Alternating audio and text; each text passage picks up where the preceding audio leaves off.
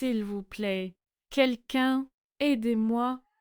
La voix était faible, brisée par la douleur, flottant dans l'air épais de la forêt, comme le dernier souffle d'une flamme mourante. Chidi resta figé sur l'étroit sentier, son filet de pêche vide sur l'épaule, le ventre noué par 2 jours de jeûne. La voix se fit de nouveau entendre, plus faible cette fois. Y a-t-il quelqu'un? S'il vous plaît, je meurs. Ses pieds voulaient avancer, son cœur le tirait vers le son. Mais son esprit fatigué, affamé, désespéré, murmurait tout autre chose. Tu n'as rien à offrir. Tu as à peine de quoi te nourrir. Si tu t'arrêtes pour aider, tu risques de ne pas rentrer avant la nuit. Les autres villageois te croient déjà maudit. Et si cela t'attire encore plus d'ennuis, aide-moi! La voix de la femme se brisa, se fondant dans un sanglot qui transperça les arbres et atterrit directement dans la poitrine de Chidi. Il ferma les yeux, les dernières paroles de sa mère résonnant dans sa mémoire. Aide toujours ceux qui ne peuvent s'aider eux-mêmes. C'est la seule richesse qui compte. Et si la gentillesse était un luxe qu'il ne pouvait plus se permettre? Et si, cette fois-ci, il s'en allait tout simplement? Personne ne le saurait. Personne ne blâmerait un homme affamé de choisir la survie plutôt que le sacrifice. Sa main serra plus fort la corde usée de son filet de pêche. Un pas en avant vers la voie ou un pas en avant sur le chemin du retour. S'il vous plaît, je ne peux pas bouger. Quelqu'un. Les sanglots s'affaiblissaient, devenant plus désespérés. C'était le son de quelqu'un qui se résigne, qui se laisse mourir seul dans la forêt. Et dans cet instant impossible, terrible, où le choix était impossible, Chidi prit sa décision. Il laissa tomber son filet de pêche et courut vers la voie. Ce qui se passa ensuite allait non seulement changer sa vie, mais aussi enseigner à tout son village et à tous ceux qui entendraient cette histoire, que parfois le ciel observe, attendant de voir ce que choisira un cœur humain lorsque la bonté a un prix. Si des histoires comme celle-ci vous rappellent l'importance de la compassion, même quand elle est douloureuse, abonnez-vous et activez les notifications. Partagez-la avec quelqu'un qui a besoin de se souvenir que sa gentillesse n'est jamais vaine. Maintenant, laissez-moi vous raconter ce que Chidi a découvert en se heurtant à ces arbres. La vieille femme gisait recroquevillée contre un immense iroko, son corps tordu d'une manière qui donna la nausée à Chidi. Elle était d'une fragilité insoutenable. La peau flasque sur les os, les cheveux blancs emmêlés de sang et de feuilles, son pagne déchiré et taché de noir. Ses yeux, lorsqu'ils s'ouvrirent, étaient si pâles qu'ils semblaient presque incolores, remplis de liens, comme du brouillard. Maman! Chidi s'est agenouillé près d'elle, les mains hésitantes, ne sachant où la toucher sans lui faire encore plus mal. Maman, que s'est-il passé? Tu m'entends? De l'eau, murmura-t-elle d'une voix rauque, comme des feuilles mortes crissant sur la pierre. S'il vous plaît. De l'eau. Le cœur de Chidi se serra. Il n'avait plus d'eau. Il avait bu le fond de sa calebasse ce matin-là. Maman, je n'ai pas d'eau ici, mais je peux te porter jusqu'au village. Le guérisseur. Non! Sa main jaillit avec une rapidité surprenante et agrippa son poignet. Ses doigts étaient glacés malgré la chaleur de l'après-midi. Aucun guérisseur. Ils ne aideront pas quelqu'un comme moi. Quelqu'un comme toi? Maman, tu es blessée. Tu as besoin de... Je suis vieille, murmura-t-elle, et des larmes se mirent à couler sur ses joues burinées. Je suis laide, je ne suis rien. Je n'ai rien à offrir en retour. Pourquoi quelqu'un perdrait-il son temps avec une vieille femme mourante qui a déjà trop vécu? Ces mots frappèrent Chidi comme des pierres. Il avait déjà entendu ces mêmes mots murmurés à son sujet au village. Personne, rien n'a donné. Un gâchis. Parce que tu es une personne, dit Chidi d'une voix douce, prenant sa décision. Et les gens s'entraident. C'est tout ce dont j'ai besoin. Il glissa délicatement ses bras sous elle. Elle était d'une légèreté incroyable, comme un fagot de brindilles sèches enveloppé dans un chiffon. Lorsqu'il la souleva, elle laissa échapper un petit cri de douleur, et Chidi sentit une douleur lancinante lui serrer la poitrine. « Je suis désolée, maman. Je suis désolée. Tiens bon. Ma maison n'est pas loin. Chez vous ?» Elle le regarda de ses étranges yeux pâles, et quelque chose dans son regard le mit mal à l'aise. Non pas de peur, mais un sentiment d'être vue, comme si elle pouvait lire à travers sa peau, jusqu'à son âme. « Vous m'emmèneriez chez vous ?»« Oui, maman. Mais vous ne me connaissez pas. Je pourrais être n'importe qui, n'importe quoi. » Chidi ajusta son poids et se mit à marcher. Ma mère m'a appris que lorsqu'une personne souffre, on ne pose pas de questions. On aide, tout simplement. Les yeux de la vieille femme se remplirent de larmes, mais elle ne dit rien d'autre. Le chemin du retour lui parut interminable. Les bras de Chidi se mirent à trembler, non pas sous son poids, mais à cause de sa propre faiblesse. Il n'avait pas mangé correctement depuis des jours, et l'effort l'épuisait du peu de force qui lui restait. La sueur ruisselait sur son visage, et il dut s'arrêter 2 fois pour reprendre son souffle. « Posez-moi, » dit la vieille femme alors qu'il s'arrêtait pour la 3e fois. « Vous êtes trop faible. Laissez-moi ici. Sauvez-vous. »« Non, » allaita Chidi.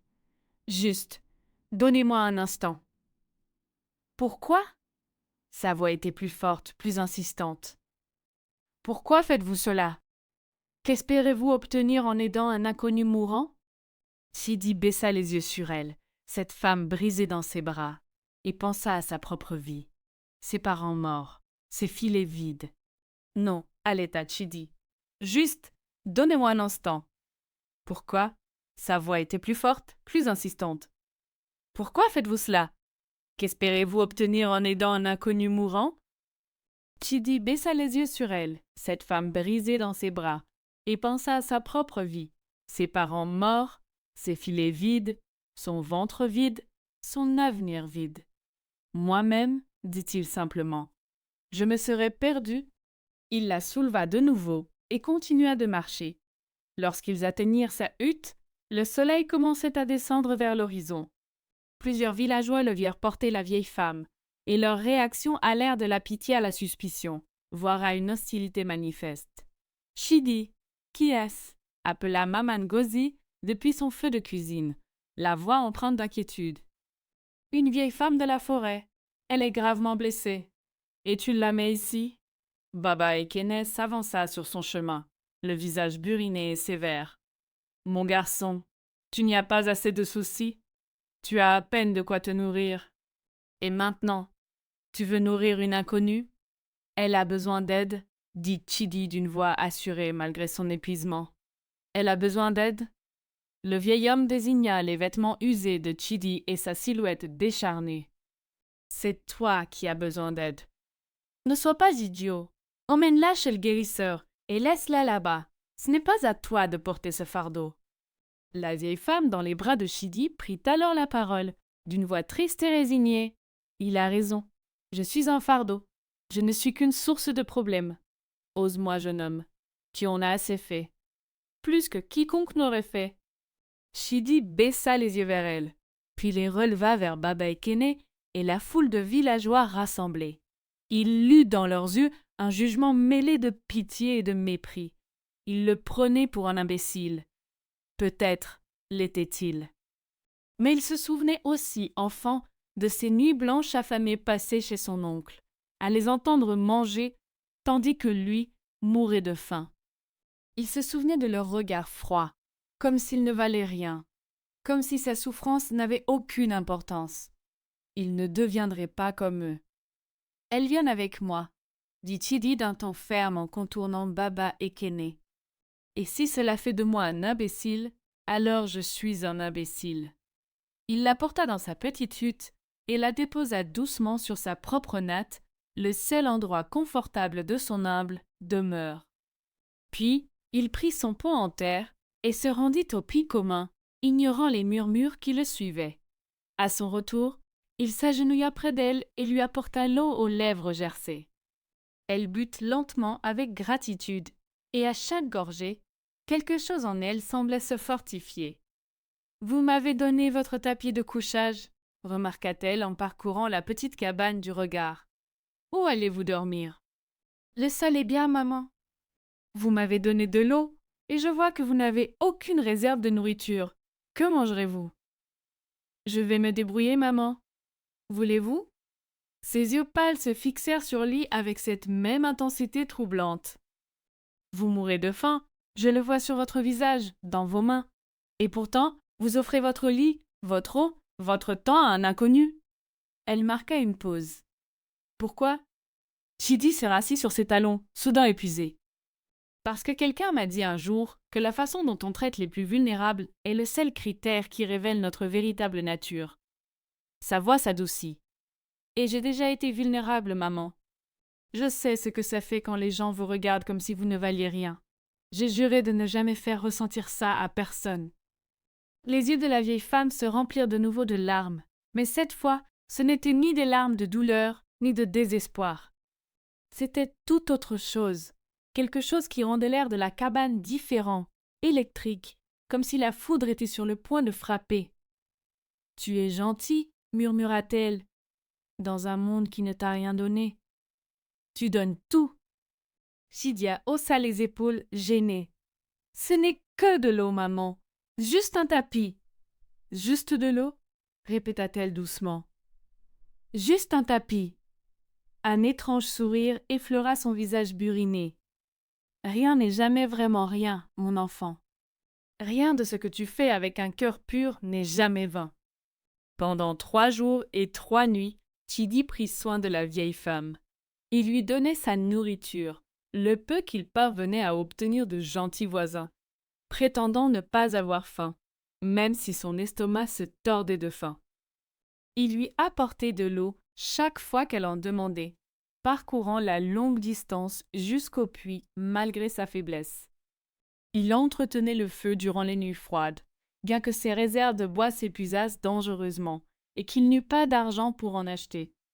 Il nettoyait ses plaies avec douceur, remarquant étrangement qu'elles ne semblaient jamais guérir complètement, sans pour autant s'aggraver.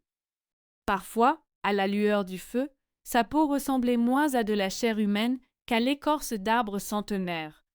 Parfois, lorsqu'elle le regardait, ses yeux pâles semblaient irradier d'une lumière propre. Mais Chidi n'a jamais posé de questions, jamais protesté. Il a simplement aidé. Les villageois le prirent pour un fou. Certains le traitèrent d'imbécile en face. D'autres murmurèrent des choses plus sinistres, qu'elle était une sorcière, qu'elle allait le maudire, qu'il attirait le mal dans leur village. Quelques-uns, ceux qui avaient toujours été cruels, se moquèrent ouvertement de lui. « Même quand on n'a rien, on trouve le moyen d'en avoir moins », raillait un jeune homme au marché. Mais Chidi ne dit rien. Il continua simplement à aider. La 3e nuit, alors que Chidi était allongé sur le sol dur à côté de sa natte, trop affamé et épuisé pour même dormir, la vieille femme prit la parole. Chidi il se redressa, surpris. Il ne lui avait jamais dit son nom. « Oui, maman ?» Se rapprocher, il rampa jusqu'à elle.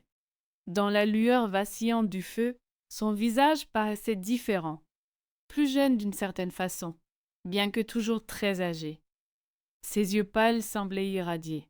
« Dis-moi la vérité, » dit-elle d'une voix plus forte que depuis qu'il l'avait trouvée. « Si tu savais que m'aider te coûterait tout, tes dernières provisions, ton dernier confort, ta réputation, m'aurais-tu quand même porté hors de cette forêt ?» La question planait entre eux, lourde comme la pierre. Chidi y réfléchit sérieusement. Il pensa à son estomac vide, à son corps douloureux, au jugement des villageois. Il pensa à la facilité avec laquelle il aurait pu passer devant elle ce jour-là, sans que personne ne le lui reproche. Mais il repensa alors à sa voix dans la forêt, S'il vous plaît, aidez-moi, je meurs. Il songea à la peur et à la solitude que ces mots exprimaient. Il pensa à sa propre mère, morte bien trop jeune, lui murmurant sa dernière leçon de bonté. Oui, finit par dire Chidi, d'une voix calme, mais assurée. Car ignorer quelqu'un qui implore de l'aide me coûterait bien plus que de la nourriture ou du réconfort. Je perdrais mon humanité. Je deviendrais quelqu'un que ma mère ne reconnaîtrait plus. Les yeux de la vieille femme se remplirent de larmes, mais ce n'étaient pas des larmes ordinaires. Elles luisaient en tombant, des gouttes de pure lumière qui disparaissaient avant de toucher le sol.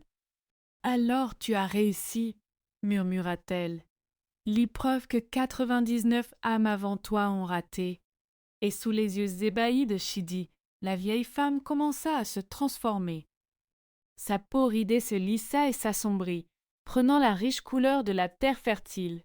Ses cheveux blancs devinrent une cascade de noir, ornée de cauris et de perles de corail. Son corps frêle se fortifia et s'éleva, jusqu'à ce qu'elle doive se baisser pour éviter de se cogner la tête contre le toit de sa petite hutte. L'être qui se tenait devant lui était à la fois belle et terrifiante. Ses robes semblaient tissées d'eau de rivière, un liquide qui coulait et scintillait sans cesse de couleurs impossibles. Ses yeux, autrefois pâles, étaient devenus d'un brun profond, recelant des profondeurs qui semblaient dévoiler des mondes entiers. Chidi recula en hâte, le cœur battant la chamade, mais la faim l'avait trop affaibli pour courir. N'aie pas peur, enfant d'Adad. Sa voix n'avait plus le murmure d'une vieille femme, mais le bruit des cascades, de la pluie et de la rivière en crue. Je suis Oshun, gardienne de ces eaux, protectrice des douceurs, mère de ceux qui souffrent injustement. Chidi ouvrit la bouche, mais aucun son n'en sortit. Les histoires étaient vraies, la déesse était réelle, et elle était restée 3 jours dans sa hutte à l'observer, à le mettre à l'épreuve.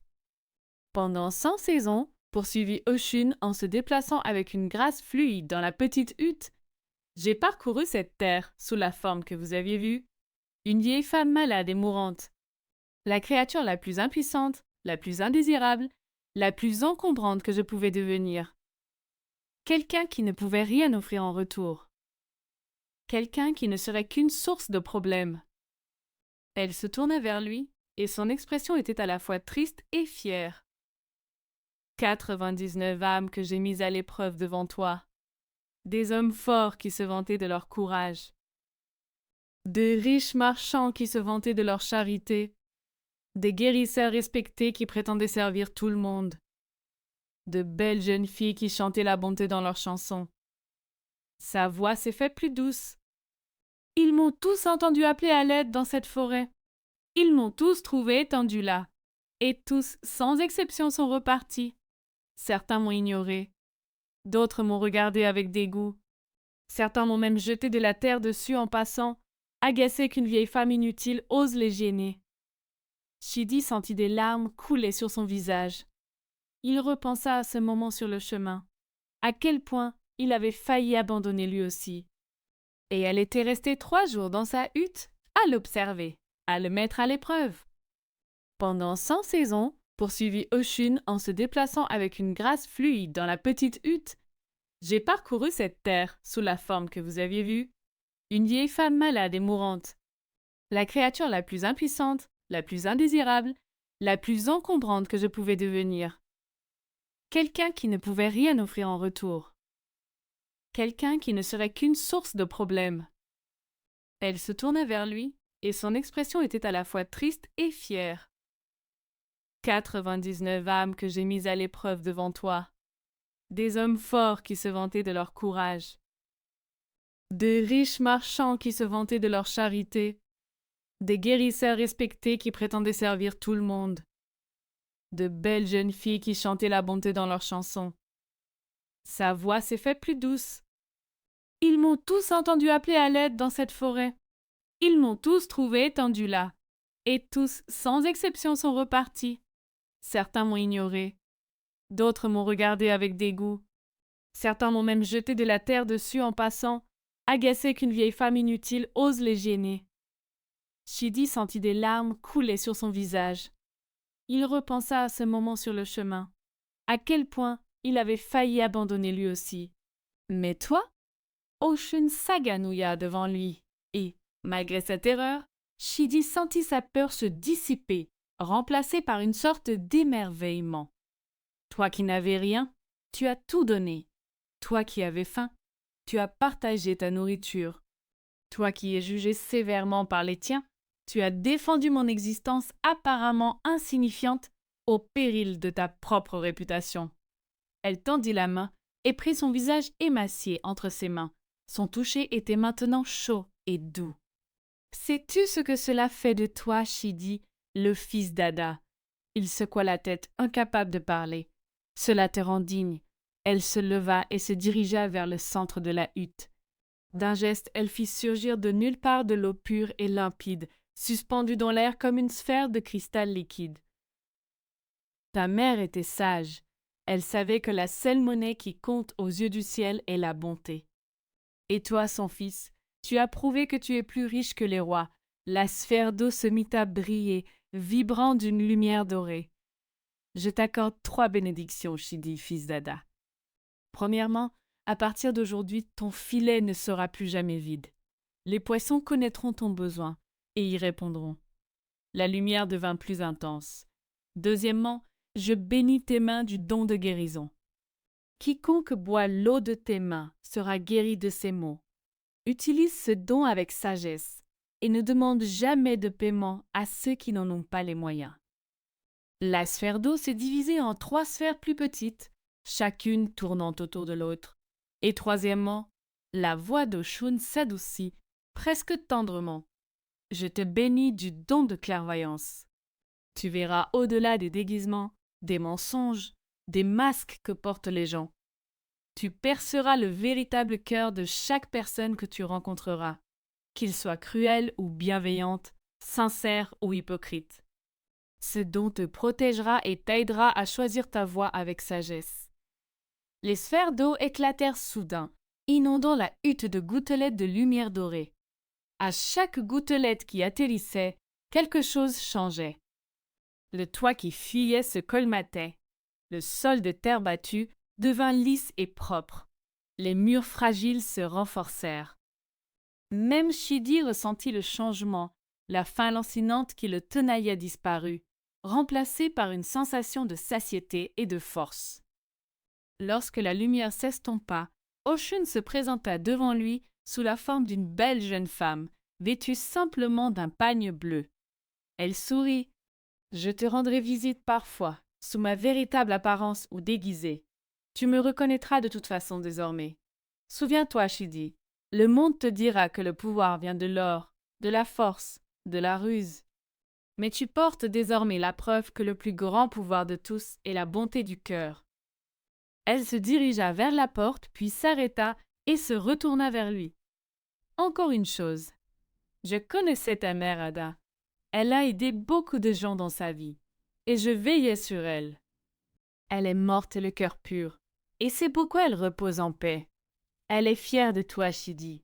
Elle a toujours été fière de toi. » Sur ces mots, elle sortit dans la nuit et disparut comme la brume matinale sous le soleil. Le lendemain matin, en se rendant à la rivière, Shidi trouva son filet déjà rempli de poissons. Et pas n'importe lesquels, les plus beaux tilapias et silures que les villageois aient jamais vus. Lorsque la vieille maman Ngozi se plaignit de ses articulations douloureuses, il lui offrit de l'eau de sa calebasse. Elle but et sentit sa douleur disparaître instantanément. En quelques semaines, la nouvelle se répandit. Des gens venus de villages reculés sollicitèrent l'aide de Shidi. Le pauvre pêcheur, autrefois source de pitié et de jugement, était désormais recherché et respecté. Mais Shidi resta immuable. Il aidait tous ceux qui venaient à lui, riches ou pauvres, sans rien demander en retour à ceux qui n'avaient rien à offrir. Il fit construire une maison plus grande et en aménagea une partie en maison de soins, où les malades pouvaient venir se désaltérer et se reposer. Il employa d'autres villageois, y compris certains qui s'étaient moqués de lui, leur redonnant ainsi leur dignité par le travail. Il épousa une femme bienveillante nommée Amara, elle-même orpheline, et ensemble ils élevèrent des enfants, qui apprirent que la compassion était le plus grand héritage. Parfois, tard dans la nuit, une vieille femme apparaissait à sa porte, ou une jeune fille portant de l'eau, ou encore une belle dame vêtue de bleu rivière. Et Chidi souriait, perçant le déguisement à jour, et reconnaissant la déesse qui se cachait derrière, et ils discutaient comme de vieilles amies de l'état du monde et du pouvoir éternel de la bonté. Des années plus tard, alors que Chidi était lui-même un vieil homme entouré de petits-enfants, un jeune garçon lui demanda « Grand-père, comment avez-vous fait pour être si chanceux ?» Chidi sourit et prit l'enfant sur ses genoux. « J'ai aidé une vieille dame quand personne d'autre ne le faisait, » dit-il simplement. « Je lui ai donné de l'eau quand j'avais soif. J'ai partagé ma nourriture quand j'étais affamé. Je lui ai offert mon toit alors que je n'avais presque pas de place pour moi. » « Mais pourquoi ?» demanda l'enfant, perplexe. « Qu'avez-vous reçu en retour ?» Chidi regarda par la fenêtre la rivière qui coulait, les jardins regorgeant de nourriture, la maison de guérison où l'on venait encore chercher son aide. Il pensa à sa femme, à ses enfants, à ses petits-enfants. Il pensa à la paix qui habitait son cœur et qui ne l'avait jamais quitté depuis cette nuit-là. « Tout ?» dit-il doucement. « J'ai tout ce qui compte.